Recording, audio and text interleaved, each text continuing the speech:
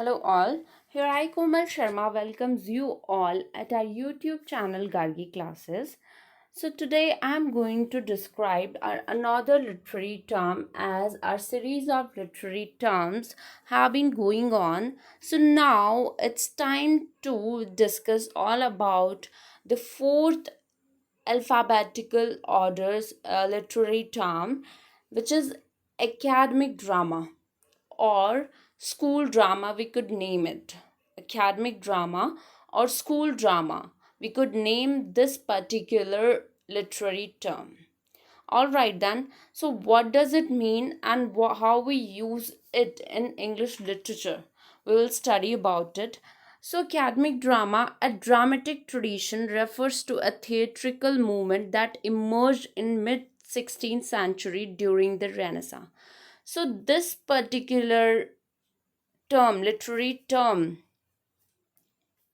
arises during a dramatic tradition which refers to a theatrical movement that emerged or originated into the mid 16th century during the time of Renaissance revival of English literature.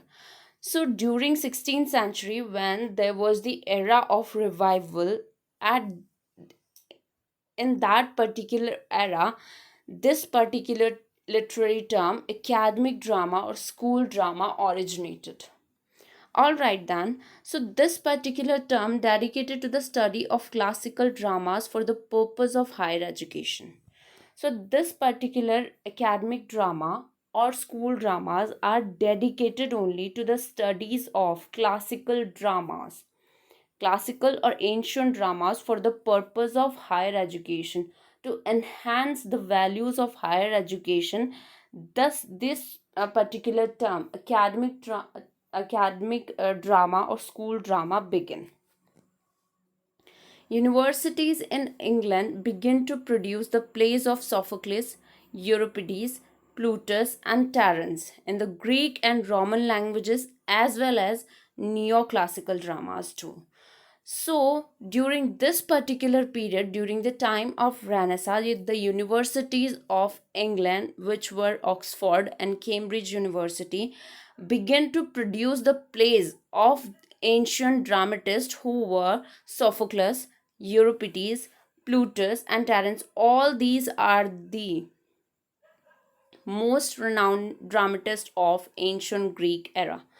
So, as well as the neoclassical dramas were also produced in the university of during that time.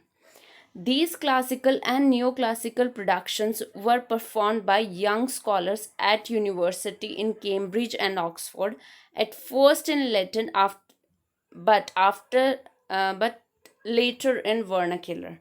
So earlier, all these dramas which were relevant to classical or neoclassical productions, so all these were earlier produced in Latin language, and later on these the language transformed into their vernacular language only. All right, then.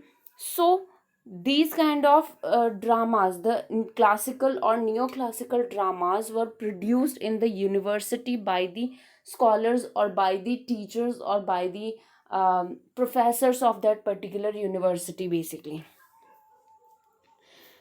So the tradition produced the earliest English comedies, notably Ralph Roister Doister by the schoolmaster Nicholas Udall. So here the example is also given. Nicholas Udall, who was a schoolmaster, who produced this earliest English comedy, which we named as Ralph Roister Doister, about which I have discussed in my videos of British drama.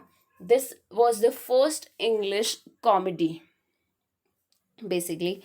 So this was a given example over here. The Nicholas Udall, who was a schoolmaster, being a schoolmaster, he produced this particular drama, which is Ralph Roister Doister.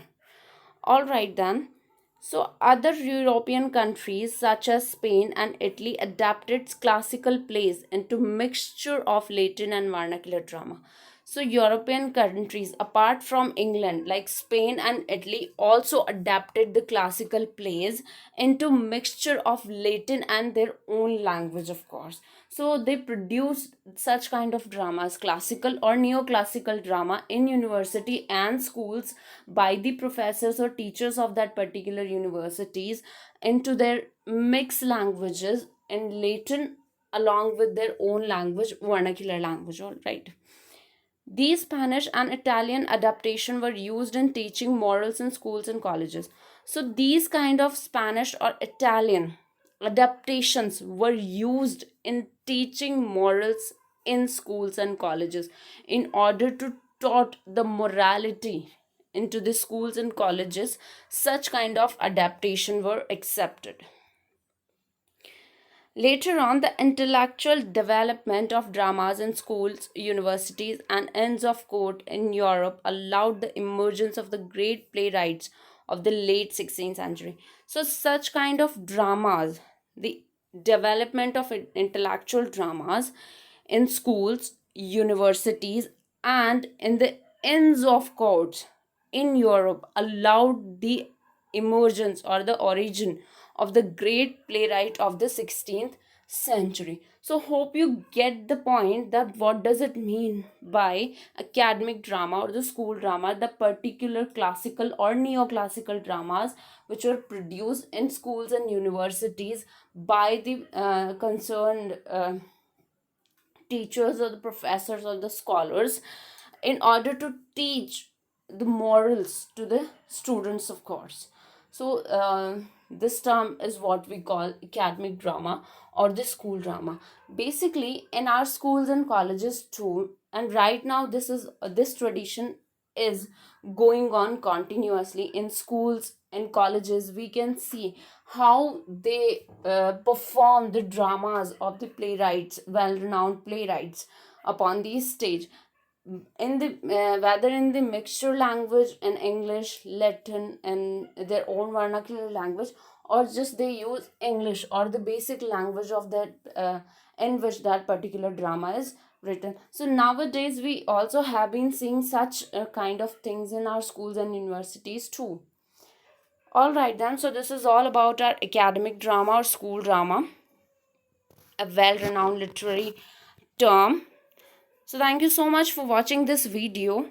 Do subscribe our channel, press the bell icon to get the notification of our upcoming video.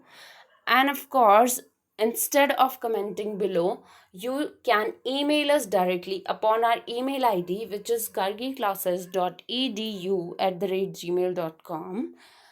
And of course, do like the video if you think whatever information I have been given about this particular academic drama or the school drama tradition is all enough for this particular phase. So thank you so much for watching this video.